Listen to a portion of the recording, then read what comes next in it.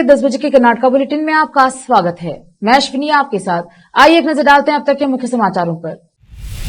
शोक संतप्त पत्रकारों के परिवारों की मदद के उपयोग किया गया, डीके शिव कुमार ने बताया।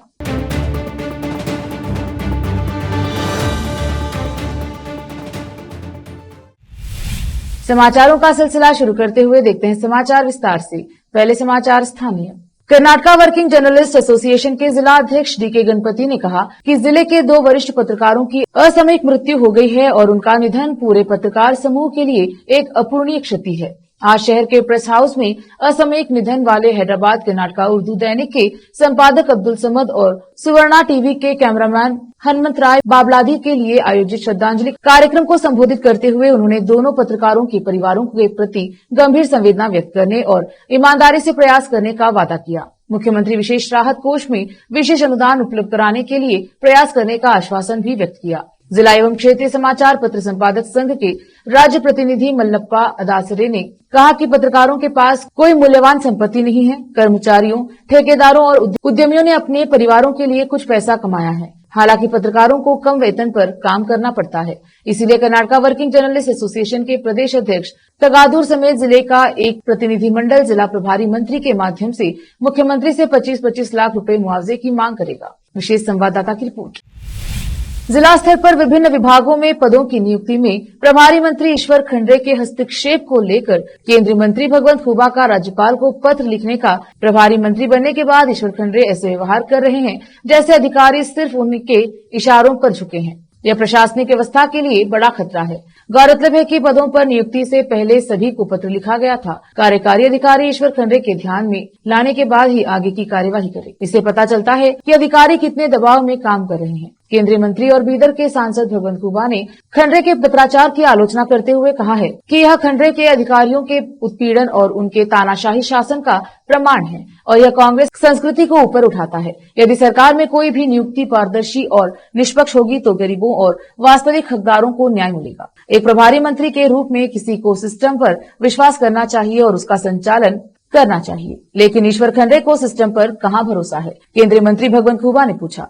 अच्छी व्यवस्था को खराब करने और कानून की धज्जियां उड़ाने की संस्कृति का कांग्रेस का इतिहास रहा है। अगर हम वास्तव में भाई भतीजावाद मुक्त शासन देना चाहते हैं, अगर हमें लोगों की परवाह है तो सरकारी प्रणालियों में अधिक खामियों को ठीक करना होगा। लेकिन ईश्वर खंड्रे के मामले में हमेशा उल्टा हुआ है। इसका मतलब है कि पात्र के साथ अन्याय करने की मंशा स्पष्ट है। गरीबों, मध्यम वर्ग और योग्य लोगों के साथ ऐसी प्रणालियों द्वारा निश्चित रूप से अन्याय किया जाएगा। ठीक उसी तरह जैसे भालकियाली सरकार के लाभार्थियों के चयन में भेदभाव किया जाता है। खुबा ने कहा, अब इसे जिला मुख्यालय तक ले जाना निम्न स्तर की मानसिकता है। मैं जिले के युवाओं को कह देता हूं कि उन्हें ऐसी अन्यायी मानसिकता वाली व्यवस्था को इजाजत नहीं देनी चाहिए, उसे ललकारना चाहिए। ऐसी व्यवस्था का विरोध होना चाहिए। इसके अलावा केंद्रीय मंत्री भगवंत खुबा ने कहा कि वे प्रभारी मंत्री के पत्र के खिलाफ माननीय राज्यपाल को पत्र लिखेंगे और कानूनी कार्यवाही करने का अनुरोध करेंगे। रोकते हैं समाचारों का सिलसिला, लेते हैं छोटा सा ब्रेक। जल्द लौटेंगे ब्रेक के बाद।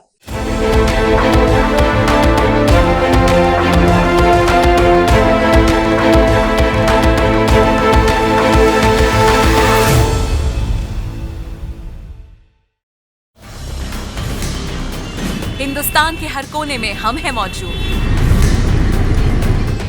24 घंटे हालात पर गहरी नजर, खबरों से जुड़े चुपते सवालात और आपको दिखाता है धार्मिक, सामाजिक, राजनीतिक, लोकल और इंटरनेशनल न्यूज की सबसे बेहतर कवरेज जो आपको रखती है हर पल बाखबर। देश और दुनिया भर की खबर के लिए देखते रहें KP news 24/7। Noor education trust Bidar की ओर से चलाए जाने वाला Noor MEd and BEd college Bidar, recognised by NCTE Delhi and affiliated to Gulbarga University, Gulbarga.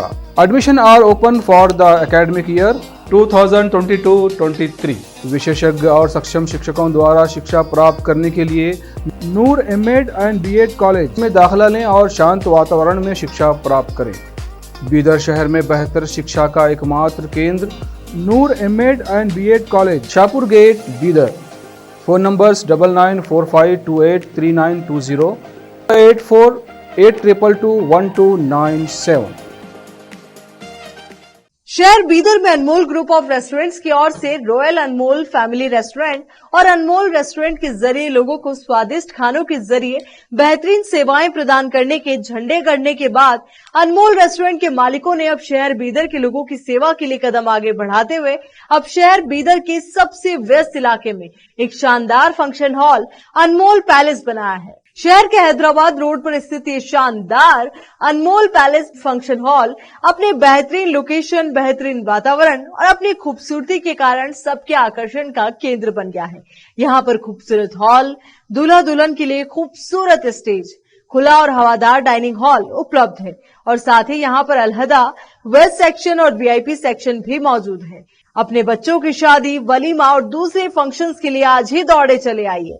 याद रखिए, अपने सभी प्रकार के फंक्शंस को यादगार बनाने का केंद्र है प्रोप्रिएटर अब्दुल खालिद और मोहम्मद बशारत अहमद की शानदार पेशकश अनमोल पैलेस फंक्शन हॉल। यहाँ पर बुकिंग शुरू हो गई है, फौरन आइए और फंक्शन हॉल बुक करवाइए। Address near APMC vegetable market, Hyderabad road, Bidar 585403। Booking करने और अधिक जानकारी के लिए इस नंबर पर संपर्क करें 8310357864। हिंदुस्तान के हर कोने में हम हैं मौजूद। 24 घंटे हालात पर गहरी नजर, खबरों से जुड़े चुपते सवालात और आपको दिखाता है धार्मिक, सामाजिक, राजनीतिक, लोकल और इंटरनेशनल न्यूज की सबसे बेहतर कवरेज जो आपको रखती है हर पल बाखबर। देश और दुनिया भर की खबर के लिए देखते रहें केपी न्यूज 24/7।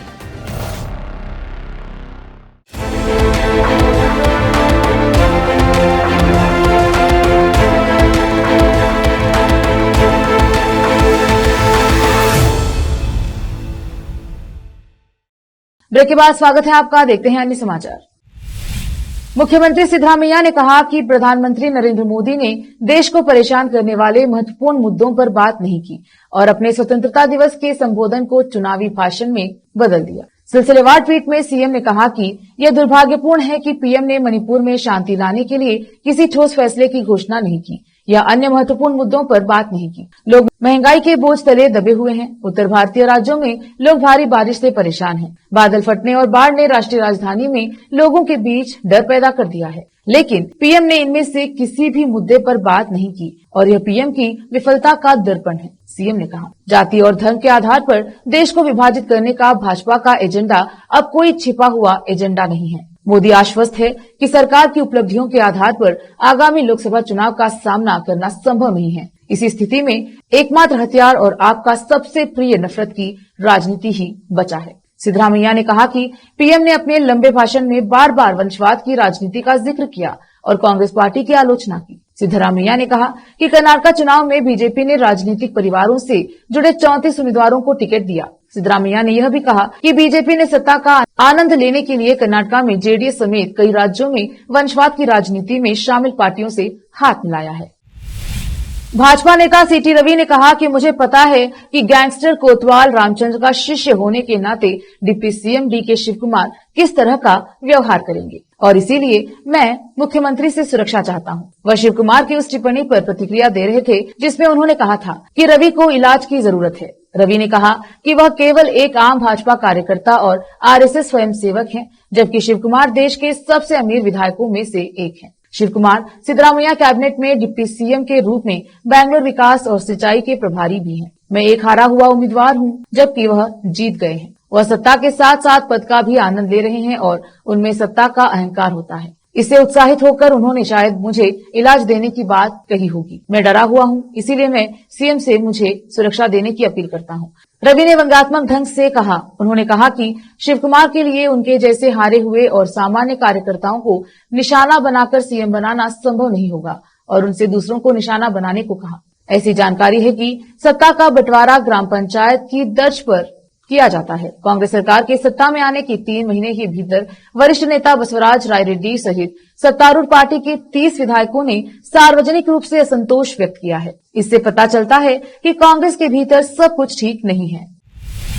सरकारी स्कूलों के विकास के लिए corporate social responsibility CSR fund को उचित रूप से प्रसारित करने के प्रयास में कर्नाटका के उप मुख्यमंत्री DK शिवकुमार ने सरकारी स्कूलों में सुधार के लिए कॉर्पोरेट्स और निजी संस्थानों को एक साथ लाने के लिए एक रूपरेखा तैयार करने के लिए स्कूल शिक्षा विभाग के साथ बातचीत शुरू कर दी है। मामले को लेकर बेंगलुरु स्थित समग्र शिक्षा कर्नाटका कार्यालय में 1 घंटे से अधिक समय तक बैठक हुई। यह बैठक 4 अगस्त को शिवकुमार द्वारा की गई घोषणा का विस्तार है, जिसमें ग्राम पंचायतों में PPP सार्वजनिक निजी भागीदारी मोड में 3 वर्षों में 2000 कॉर्पोरेट वित्त पोषित स्कूलों को विकसित करने का लक्ष्य रखा गया था। बैठक के बाद मीडिया को संबोधित करते हुए शिवकुमार ने कहा, हमें पता चला है कि सरकारी स्कूलों के बुनियादी ढांचे में सुधार के लिए CSR फंड का कई मौकों पर दुरुपयोग किया गया था। परिणाम स्वरूप हम एक ग्राम पंचायत में एक सरकारी स्कूल की पहचान करने और उन्हें गोद लेने के लिए कॉर्पोरेट्स और निजी स्कूलों की भागीदारी को प्रोत्साहित करके इन फंडों का उचित उपयोग करना चाहते हैं। आज की बैठक में उसी के तौर तरीकों पर चर्चा की गई, जबकि यह कदम CSR फंड के दुरुपयोग की पृष्ठभूमि में आया है। PPP आधार पर मॉडल स्कूल विकसित करने का कारण शैक्षणिक उद्देश्यों के लिए ग्रामीण से शहरी क्षेत्रों में प्रवास को रोकना भी है। रोकते हैं समाचारों का सिलसिला, लेते हैं छोटा सा ब्रेक, जल्द लौटेंगे ब्रेक के बाद।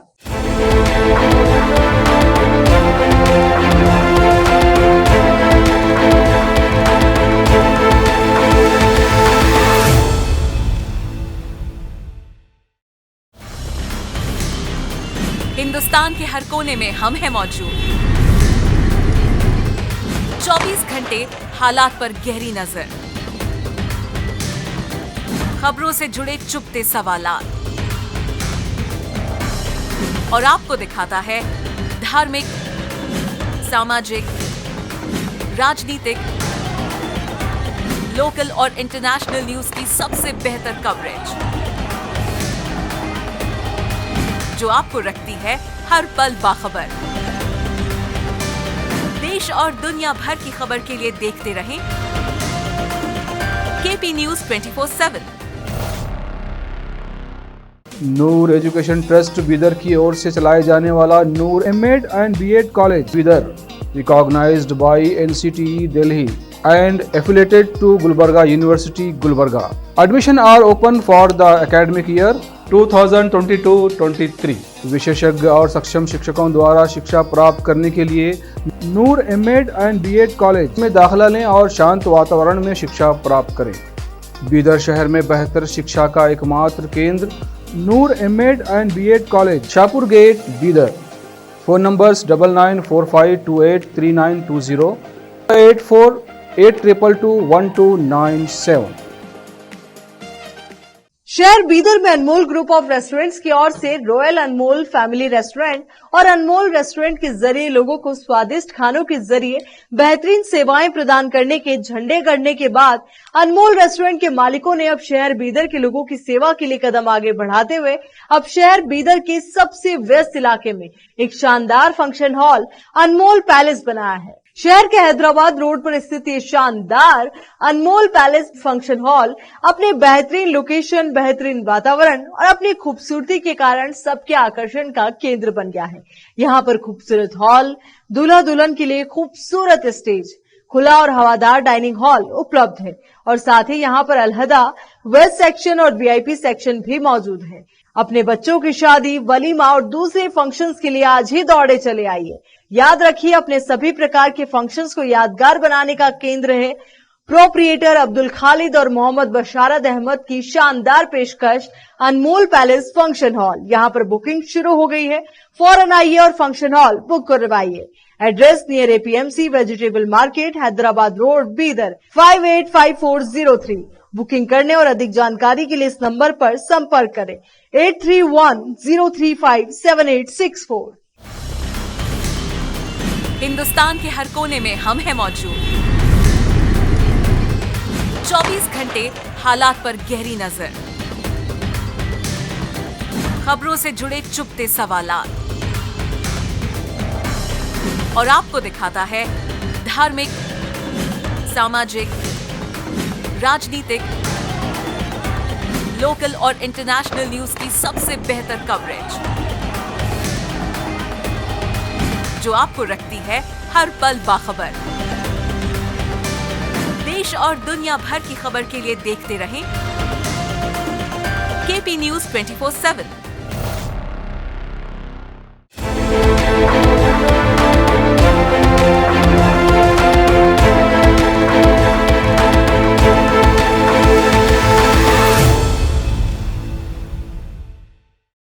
ब्रेक के बाद स्वागत है आपका। देखते हैं आगे के समाचार।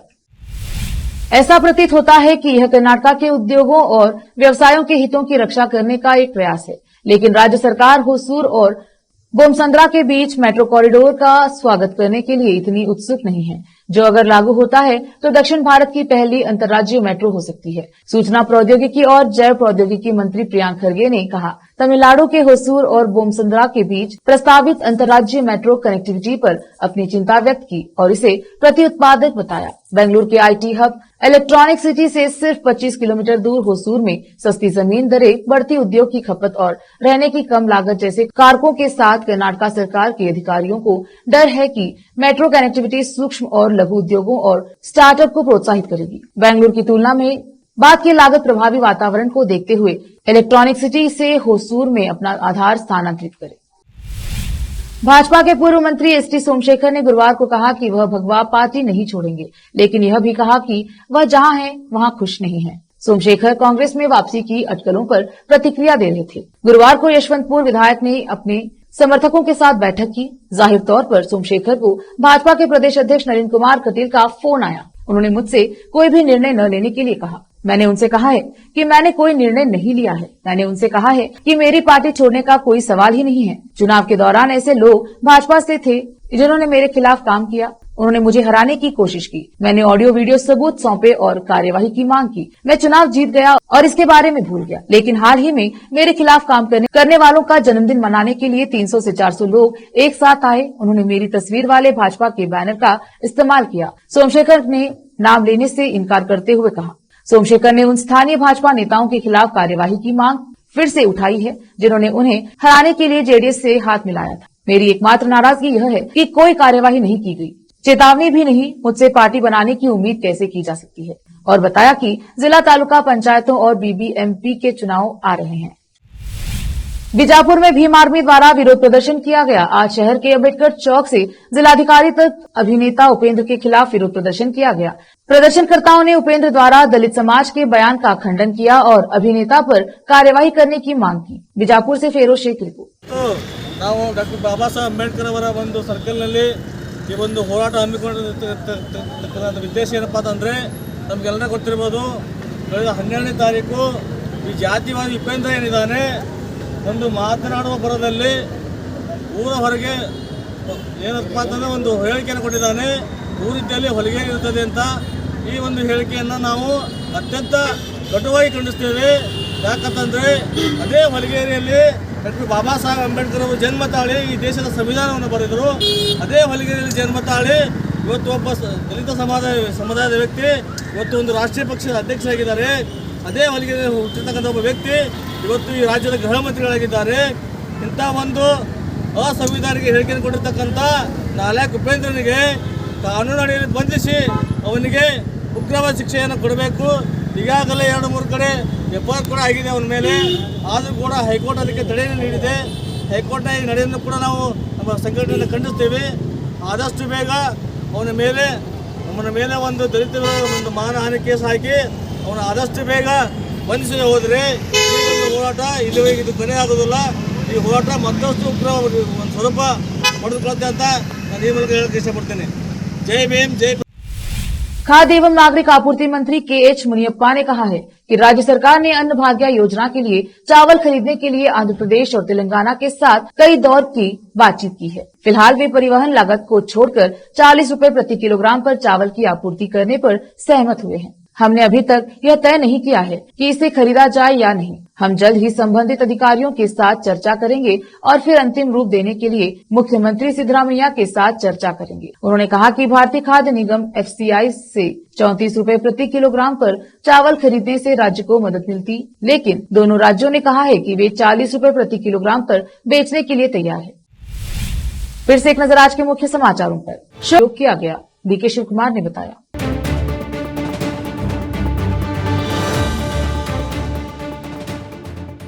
केपी न्यूज के कर्नाटका बुलेटिन में आज इतना ही। देखते रहिए केपी न्यूज 24/7। धन्यवाद।